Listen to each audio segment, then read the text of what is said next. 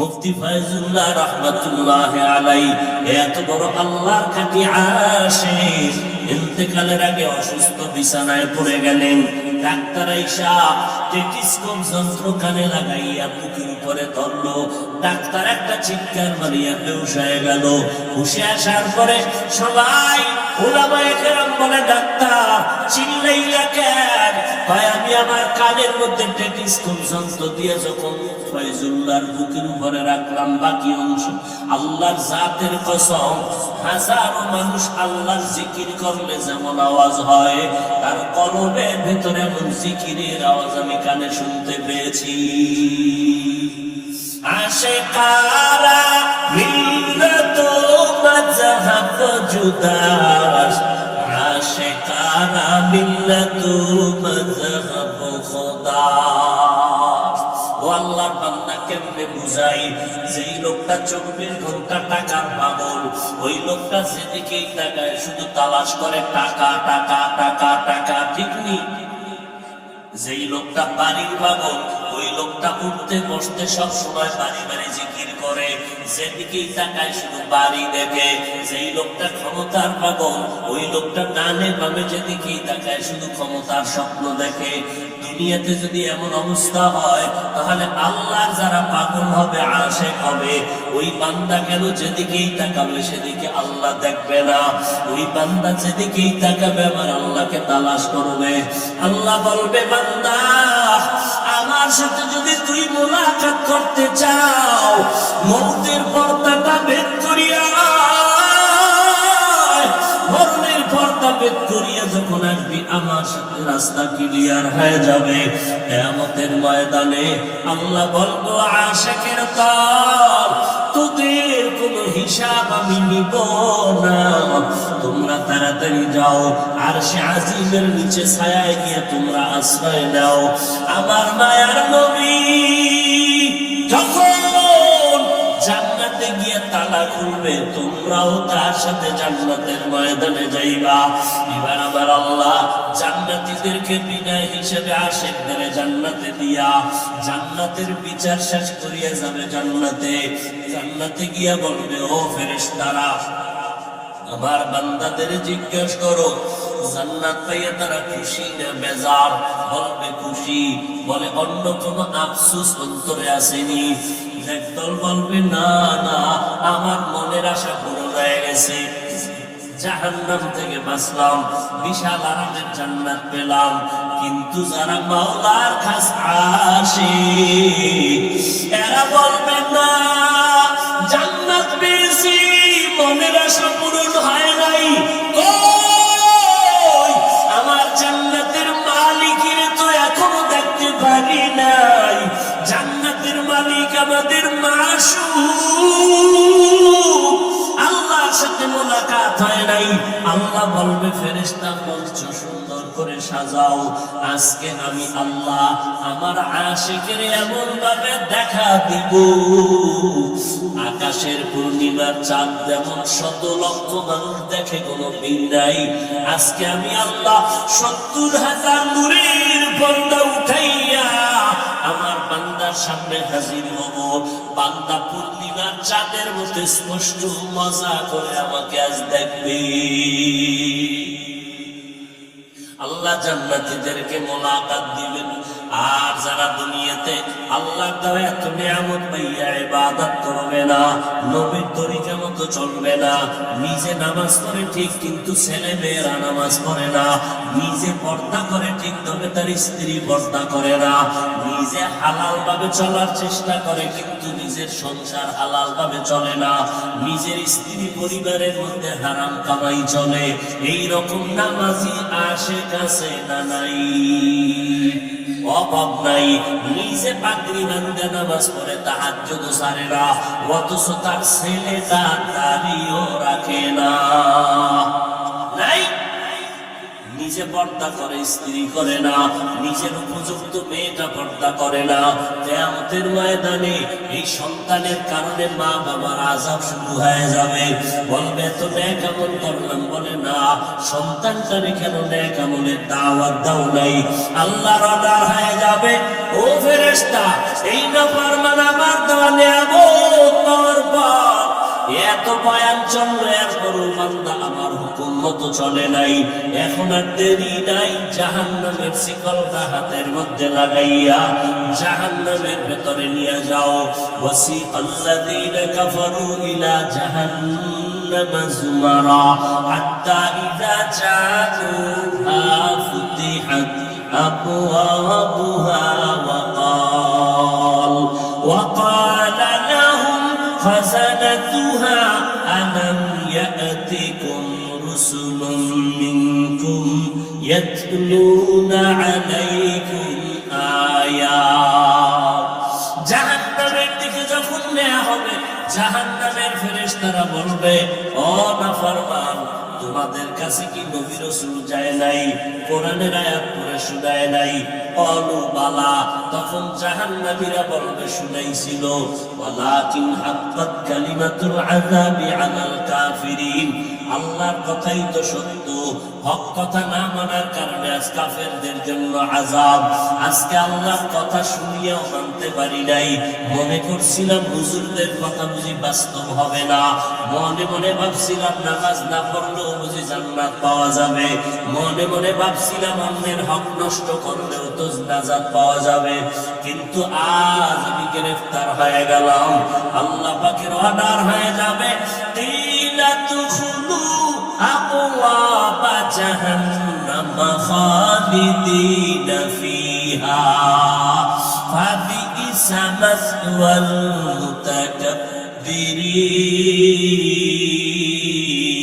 মুতাকাব্বিরিন। আল্লাহর অর্ডার হবে, জাহান্নামের দরজাগুলো খুলে দাও।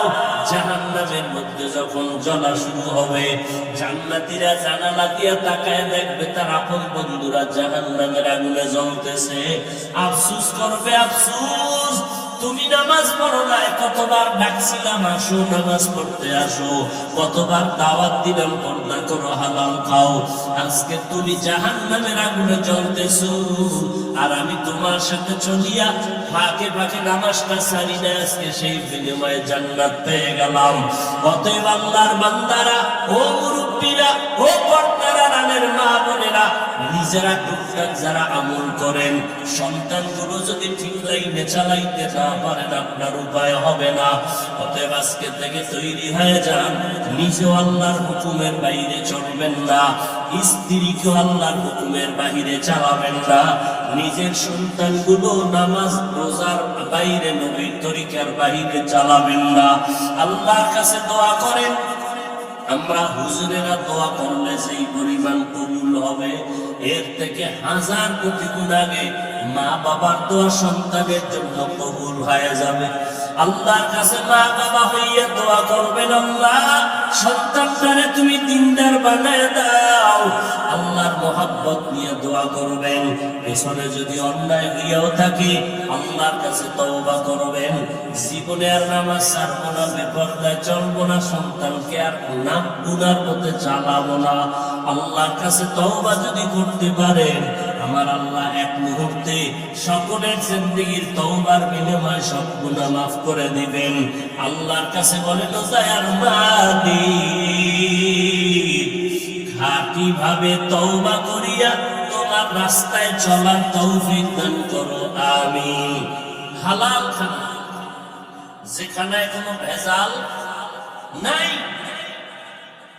যেখানে শরীরে গিয়া ক্রিয়া হবে, শক্তি বাড়বে, এরপরে যদি খানায় শক্তি না হয়, এই দোষ আমার আল্লাহ না, নিমক হারাম বেঈমান মানুষের। ফল খাইলে ভিটামিন শক্তি বাড়ে, ওই ফল খাইয়া বাচ্চা অসুস্থ কেন? মানুষের বেঈমানির কারণে। বুঝেন না কথা? মানুষ বেঈমানি করে, আল্লাহ করে না। মাছ খাইবেন, শরীরে শক্তি বাড়বে, সে মাছ খাইলে শক্তি হয় না কেন?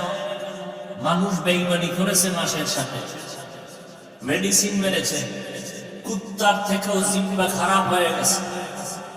আল্লাহ কয় ফল দিলাম, 1 মাস পরে খাবি, মাছ একটু বড় হইতে দে, আমি বড় বানাই দেব, এটার মধ্যে ভিটামিন পাবি। না, হবে না, আমার জিহ্বা কুত্তার থেকে বেশি বড় হয়ে গেছে, আমি ফল নিজে মেডিসিন মেরে 1 মাসের মধ্যে পাকায় খাবো, তোমারটা সহ্য হয় না। এরকম বেঈমান নিমক হারাম আছে না নাই? এরা ডাকাত, এরা জালেম। মানুষ হইয়া মানুষের সাথে বেঈমানি কেমনে করে? ফল আল্লাহ দিছে ভিটামিন, ওই ফল খাইতে এখন 13 বার দোয়া পড়তে হয় কেন? মানুষের বেঈমানির কারণে। এরকম বেঈমানি করে না মানুষ? মাছের ভেতরে মেডিসিন দেয় না? এক কথায় 2 নম্বরই সারা কোনো কাজ আছে, মাল আছে বাজারে, সব ভেজাল। নিমক হারাম, আল্লাহর দুশমন। আবার দোকানে সাইনবোর্ড লাগাইছে, বিক্রি করা মাল ফেরত নেওয়া হয় না, তার মানে আমি বেঈমানি করব, তুমি ফেরত দিতে পারবা না। আর মদিনার স্লোগান কি? লিখে দে, বিক্রি করা মাল অবশ্যই ফেরত নেওয়া হয় যদি জান্নাত পেতে চাও। এই সাইনবোর্ড লাগা। আল্লাহ পিওর খানা দিছেন আমাদেরকে, সেই পিওর খানা দুধ। একটা গরু কি খায়? ছানা খায়, মাখন খায়, মিষ্টি খায়, কি খায়? ঘাস।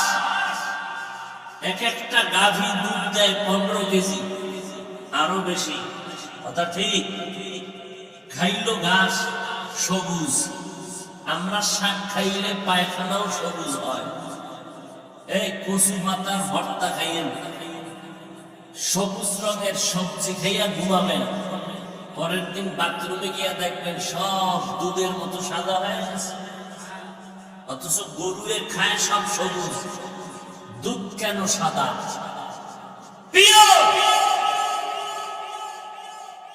আবার ওই দুধটা দহনের আগে, আগামীকাল আপনারা সকালে গরুর গাভীর দুধ দহন করেন, দহন করার আধা ঘন্টা আগে ওলান আসেনি? ওলান বোটা কয়টা? 4।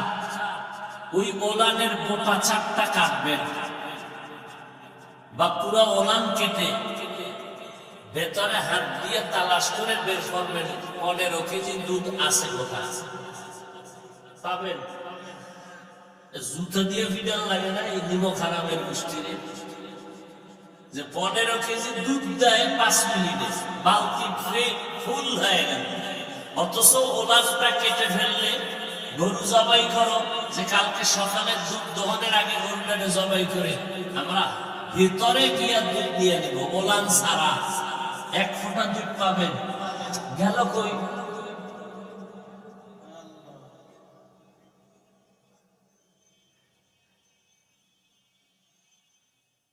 আর সেই দুধের মধ্যে পানি মিশায় বেঈমানেরা।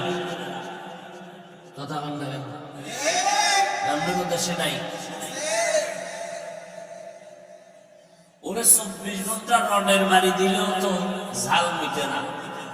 ওরে 24 ঘন্টা শুধু রডের বাড়ি দেওয়া দরকার। দেবে কে? দেওয়া খাবে 1 সময়। ওমরের যুগ চলতেছে, সিংহ বাঘ সব এক কাতারে চলতেছে, কেউ কারোর মধ্যে কোনো ভয় নাই, বন্ধুত্ব। বিষয় কি? ওমরের দেশ, চালাকি করলে উপায় নাই।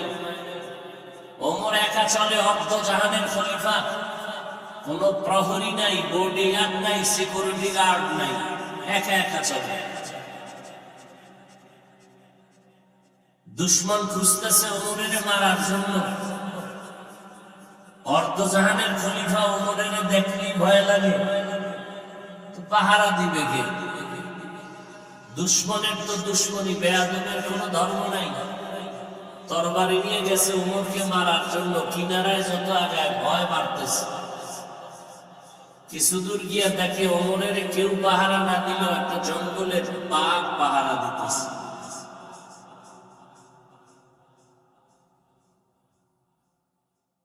সেই ওমর কেমন? তার শাসনামল। মা বলতেছে সন্তানকে দুধে পানি মিশ্রিত করে বিক্রি করবি।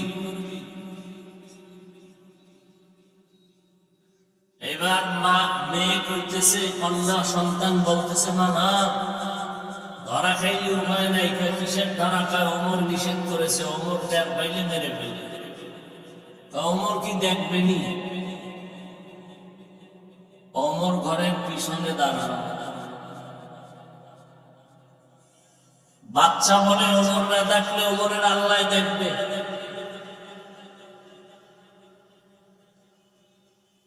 এই ছিল ওমরের শাসন আমল।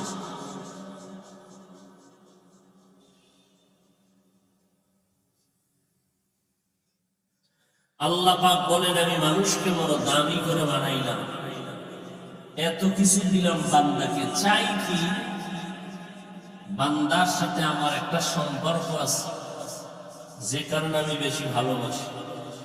সম্পর্কের নাম ইবাদত। সম্পর্কের নাম, যারা ইবাদত করবে তারা বান্দা বা আব্দ বা আবেদ। আর যেই বান্দা বান্দি ইবাদত করবে, যার ইবাদত করবে, তিনি হবেন মাবুদ। মাবুদ কে? তাহলে আমাদের সাথে আল্লাহর সম্পর্কের নাম ইবাদত। আল্লাহ বলেন, আমি মানুষ বানাইলাম আমার ইবাদতের জন্য।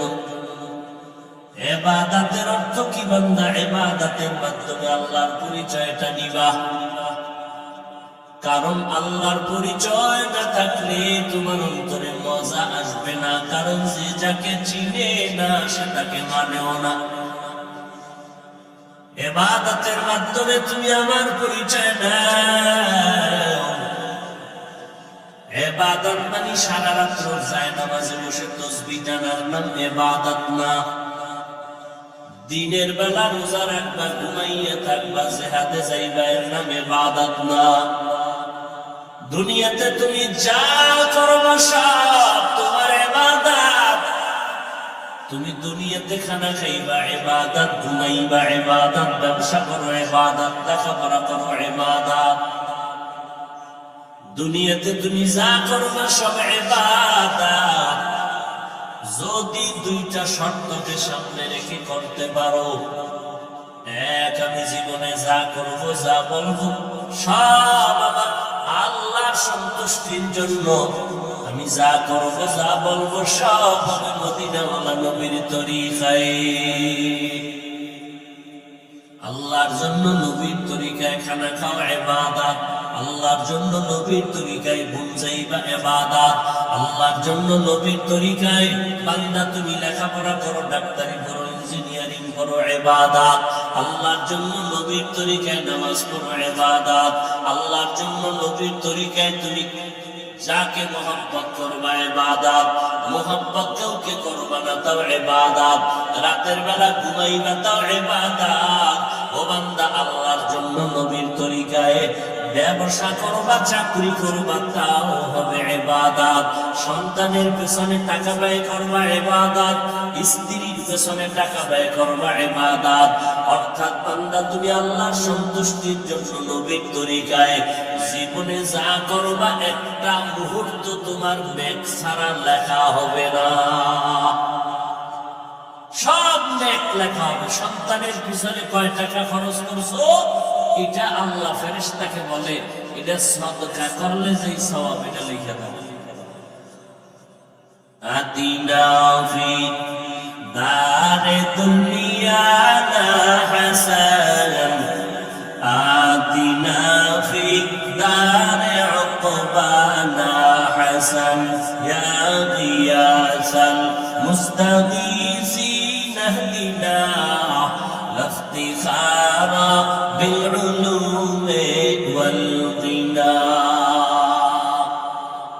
ইব্রাহিম নবী আল্লাহর কাছে দোয়া করলেন, ইন্না সালাতি ওয়া নুসুকি ওয়া মাহইয়ায়া ওয়া মামাতি লিল্লাহ ওয়া মামাতি লিল্লাহি রাব্বিল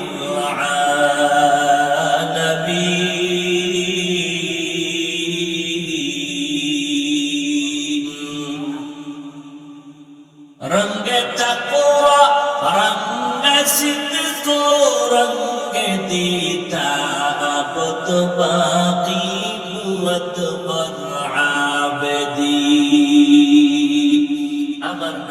আমার কুরবানি, আমার বেঁচে থাকা, আমার মরে যাওয়া কার জন্য? আরো জোরে বলেন, ওয়ামা উমিরু ইল্লা লিয়াবুদুল্লাহা মুখলিসিনা লাহুদ্দীন।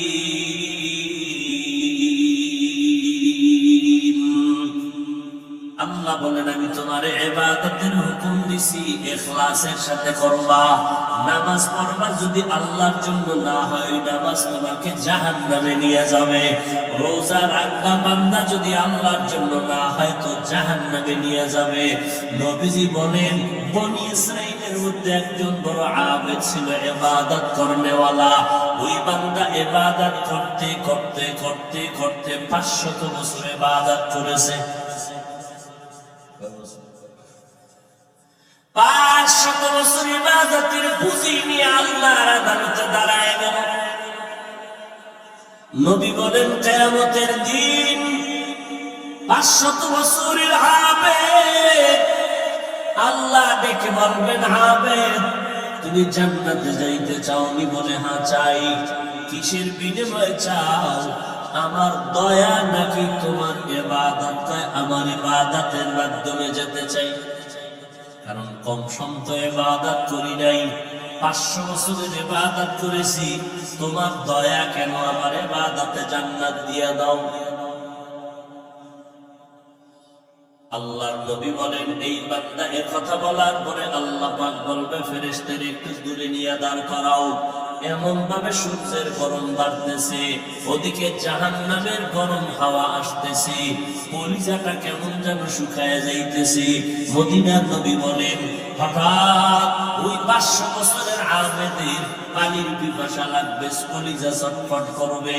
তখন আমার আল্লাহ অর্ডার করবে, ও ফেরেশতা, 1 গ্লাস পানি নিয়ে বান্দার সামনে হাঁটো। বান্দার সামনে 1 গ্লাস পানি নিয়ে ফেরেশতা হাঁটে। এবার 500 বছরের আবেদ বলে, আমার একটু পানি দাও। কি পরিমাণ? 1 গ্লাস দাও। এমনি দিব না। কেমনে চাও? বলে, আমার 1 গ্লাস পানি যদি নেও, আমার 1 গ্লাস পানির দাম হলো 500 বছরের ইবাদত।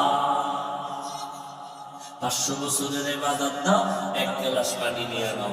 আল্লাহর বান্দা চিন্তা করলো, আমার জান বাঁচান দরকার, আমার ইবাদত দিয়ে কি হবে? পানি দাও। এই 500 বছরের ইবাদত দিয়ে 1 গ্লাস পানি পান করলো। এরপরে পানির পিপাসা মিটে না, আরো দাও। ওই ফেরেশতাকে আরো ইবাদত দাও।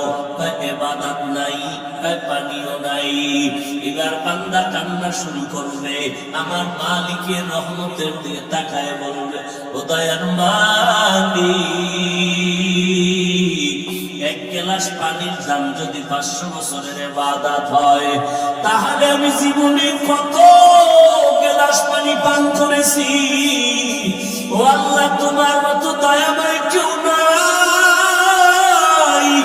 1 গ্লাস পানির দাম যদি 500 বছরের ইবাদত হয়, জীবনে কত শত গ্লাস পানি অপচয় করেছি। আমার খানার ভিতরে পানি লাগে 1 গ্লাস, আমি 5 গ্লাস পানি অপচয় করলাম। মসজিদে নামাজে গিয়া মুসল্লি সাহেব বেসওয়াক করে আর কলসাইডা দিয়া পানি ছাড়তেছে, অপচয়। ওযু করতে লাগে মাত্র 1 বদনা পানি, ওই পানি 3 বদনা অপচয় করলাম। 1 গ্লাস পানির দাম যদি 500 বছরের হয়, তাহলে বান্দা চিন্তা করো, তুমি আমি কত পানি মাওলার ব্যবহার করেছি। ওই ব্যবহারের পানির দাম আমার মাওলা চাইলে কি দিবা? আল্লাহ কয়, এবার জান্নাত চাওনি চাই, ইবাদত তো ইবাদত নাই, তো কেমনে যাবি? আপনার দয়া। আল্লাহ কয়, যা, আমার দয়া ছাড়া কেউ জান্নাত পাবে না, আমার দয়া তোরে জান্নাত দিয়ে দিলাম। নবীজি বলেন, কিয়ামতের দিন কেউ আল্লাহর রহমত ছাড়া জান্নাত পাবে না। আম্মা জানা আয়েশা রাদিয়াল্লাহু আনহা বলেন, নবী আপনি?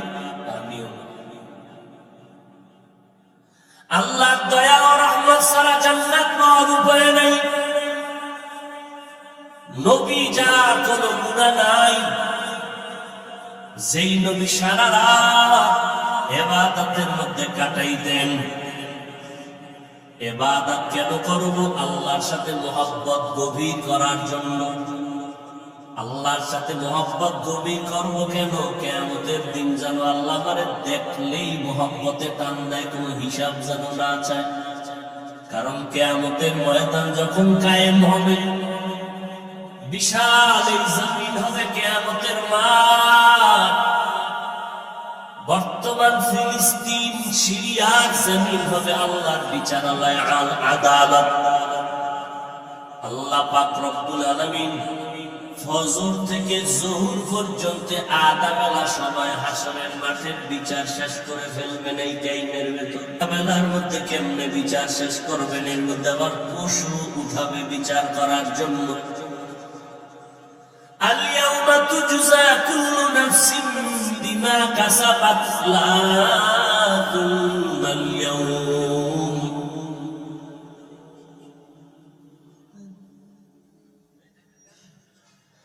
ইন্নাল্লাহা সারিউল হিসাব।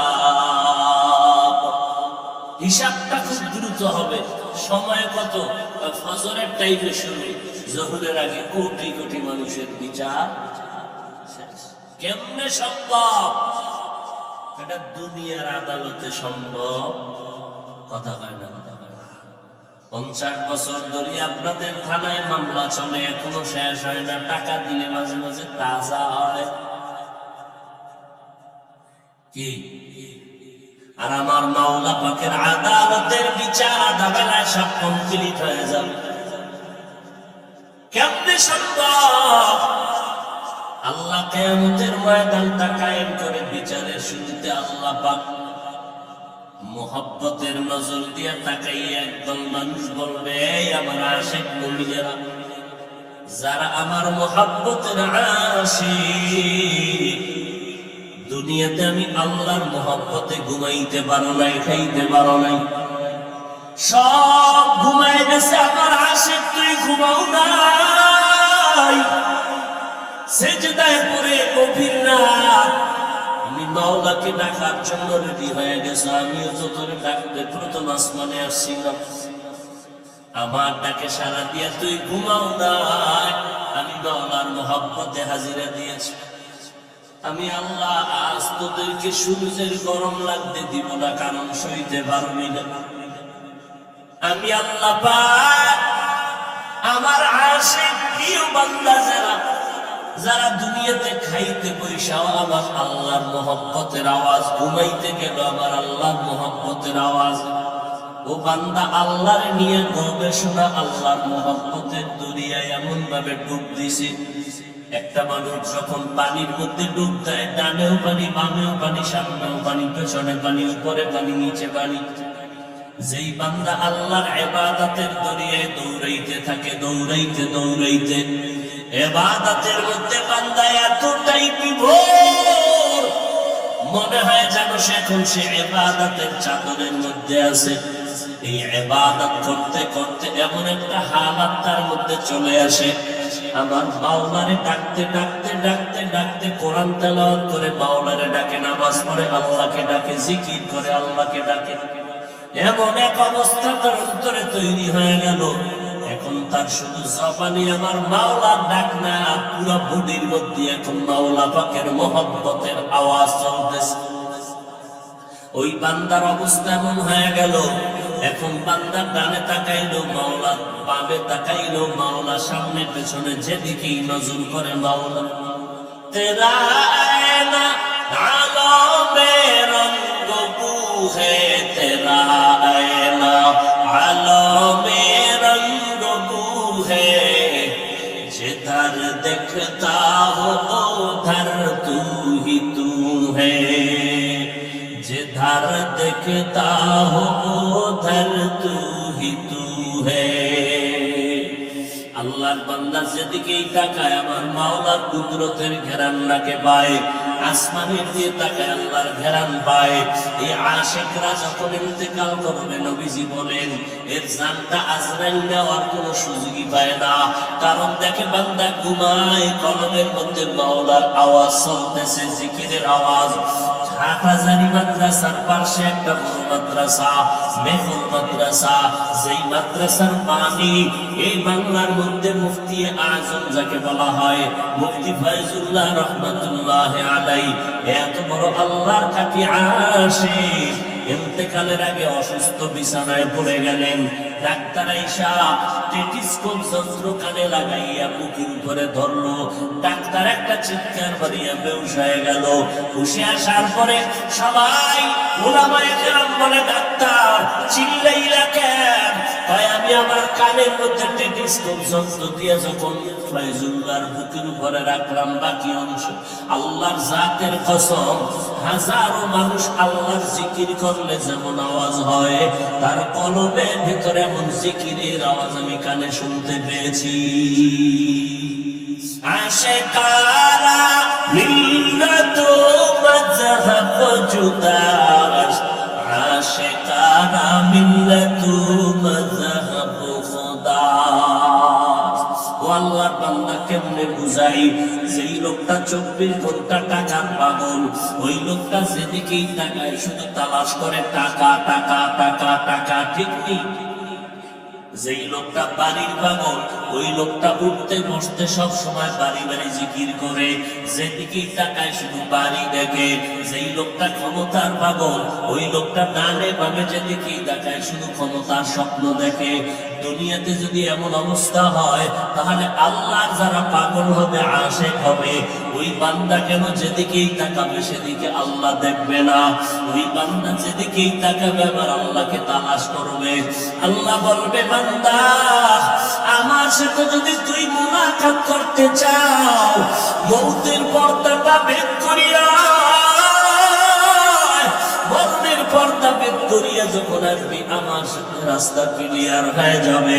কিয়ামতের ময়দানে আল্লাহ বলবো, আশিকের দল, তোদের কোনো হিসাব আমি নিব না, তোমরা তাড়াতাড়ি যাও, আরশে আজিমের নিচে ছায়ায় গিয়ে তোমরা আশ্রয় নাও। আমার দয়ার নবী যখন জান্নাতে গিয়ে তালা খুলবে, তোমরাও তার সাথে জান্নাতের ময়দানে যাইবা। এবার আমার আল্লাহ জান্নাতীদেরকে বিনয় হিসেবে আশিকদের জান্নাতে দিয়া জান্নাতের বিচার শেষ করিয়া যাবে জান্নাতে। জান্নাতে গিয়া বলবে, ও ফেরেশতারা, আমার বান্দাদের জিজ্ঞেস করো, জান্নাত পাইয়া তারা খুশি না বেজার? বলবে খুশি। বলে, অন্য কোনো আফসোস অন্তরে আসেনি? একদল বলবে, না না, আমার মনের আশা পূরণ হয়ে গেছে, জাহান্নাম থেকে বাঁচলাম, বিশাল আরামের জান্নাত পেলাম। কিন্তু যারা মাওলার খাস আশিক, এরা বলবে, না, জান্নাত পেয়েছি, মনের আশা পূরণ হয় নাই। কই আমার জান্নাতের মালিকের তো এখনো দেখতে পারি নাই, জান্নাতের মালিক আমাদের মাশউক, আল্লাহর সাথে মুলাকাত হয় নাই।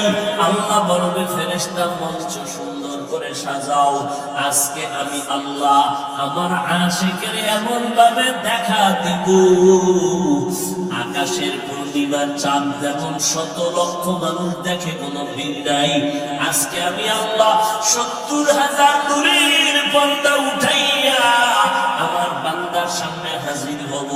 বান্দা পূর্ণিমার চাঁদের মধ্যে স্পষ্ট মজা করে আমাকে আজ দেখবে। আল্লাহ জান্নাতীদেরকে মুলাকাত দিবেন।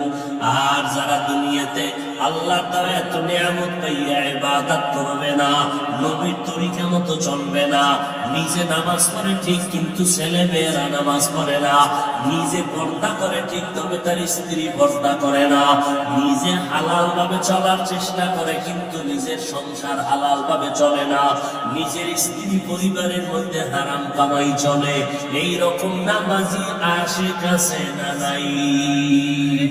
অভাব নাই।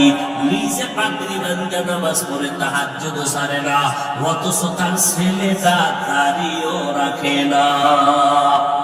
নাই নিজে পর্দা করে, স্ত্রী করে না, নিজের উপযুক্ত মেয়েটা পর্দা করে না, কিয়ামতের ময়দানে এই সন্তানের কারণে মা বাবার আযাব শুরু হয়ে যাবে। বলবে তো নেক আমল করলাম, বলে না, সন্তানটারে কেন নেক আমলের দাওয়াত দাও নাই? আল্লাহর অর্ডার হয়ে যাবে, ও ফেরেশতা, এই না ফরমান আমার দেওয়া নিয়ামত পাওয়ার পর এত বয়ান চললো, এরপর বান্দা আমার হুকুম মতো চলে নাই, এখন আর দেরি নাই, জাহান্নামের শিকলটা হাতের মধ্যে লাগাইয়া জাহান্নামের ভেতরে নিয়ে যাও। ওয়াসিকাল্লাযীনা কাফারু ইলা জাহান্নাম যুমারা হাত্তা ইযা জাউহা ফুতিহাত আবওয়াবুহা وقال لهم خزنتها ألم يأتكم رسل منكم يتلون عليكم آيات। জাহান্নামের দিকে যখন নেওয়া হবে, জাহান্নামের ফেরেশতারা বলবে, ও নাফরমান, তোমাদের কাছে কি নবী রাসূল যায় নাই? কোরআনের আয়াত পড়ে শোনায় নাই? বলু বালা। তখন জাহান্নামীরা বলবে, শুনাইছিল, ওয়ালাকিন হাক্কাত কালিমাতুল আযাবি আলাল কাফিরিন। আল্লাহর কথাই তো সত্য, হক কথা না মানার কারণে আজ কাফেরদের জন্য আযাব। আজকে আল্লাহর কথা শুনিয়াও মানতে পারি নাই, মনে করছিলাম হুজুরদের কথা বুঝি বাস্তব হবে না, মনে মনে ভাবছিলাম নামাজ না পড়লেও বুঝি জান্নাত পাওয়া যাবে, মনে মনে ভাবছিলাম অন্যের হক নষ্ট করলেও তো নাজাত পাওয়া যাবে, কিন্তু আজ আমি গ্রেফতার হয়ে গেলাম। আল্লাহ পাকের অর্ডার হয়ে যাবে, أبواب جهنم خالدين فيها فبئس مثوى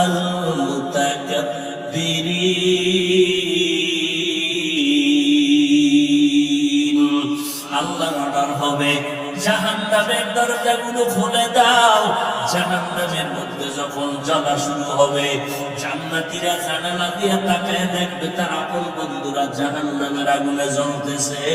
আফসোস করবে, আফসোস, তুমি নামাজ পড়ো নাই, কতবার ডাকছিলাম আসো নামাজ পড়তে আসো, কতবার দাওয়াত দিলাম পর্দা করো, হালাল খাও, আজকে তুমি জাহান্নামের আগুনে জ্বলতেছো, আর আমি তোমার সাথে চলিয়া ফাঁকে ফাঁকে নামাজটা ছাড়ি না, আজকে সেই বিনিময়ে জান্নাত পেয়ে গেলাম। অতএব আল্লাহর বান্দারা, ও মুরব্বীরা, ও পর্দার আড়ালের মা বোনেরা, নিজেরা টুকটাক যারা আমল করেন, সন্তানগুলো যদি ঠিক লাইনে চালাইতে না পারেন, আপনার উপায় হবে না। অতএব আজকে থেকে তৈরি হয়ে যান, নিজেও আল্লাহর হুকুমের বাইরে চলবেন না, স্ত্রীকেও আল্লাহর হুকুমের বাইরে চালাবেন না, নিজের সন্তানগুলো নামাজ রোজার বাইরে, নবীর তরিকার বাইরে চালাবেন না। আল্লাহর কাছে দোয়া করেন, আমরা হুজুরেরা দোয়া করলে যেই পরিমাণ কবুল হবে, এর থেকে 1000 কোটি গুণ আগে মা বাবার দোয়া সন্তানের জন্য কবুল হয়ে যাবে। আল্লাহর কাছে মা বাবা হইয়া দোয়া করবেন, আল্লাহ সন্তানটারে তুমি দিনদার বানায় দাও। আল্লাহর মহব্বত নিয়ে দোয়া করবেন। পেছনে যদি অন্যায় হইয়াও থাকে, আল্লাহর কাছে তওবা করবেন, জীবনে আর নামাজ ছাড়বো না, বেপরদায় চলবো না, সন্তানকে আর গুনার পথে চালাবো না। আল্লাহর কাছে তওবা যদি করতে পারেন, আমার আল্লাহ এক মুহূর্তে সকলের জিন্দেগীর তওবার বিনিময়ে সব গুনাহ মাফ করে দিবেন। আল্লাহর কাছে বলেন, দয়ার মালিক।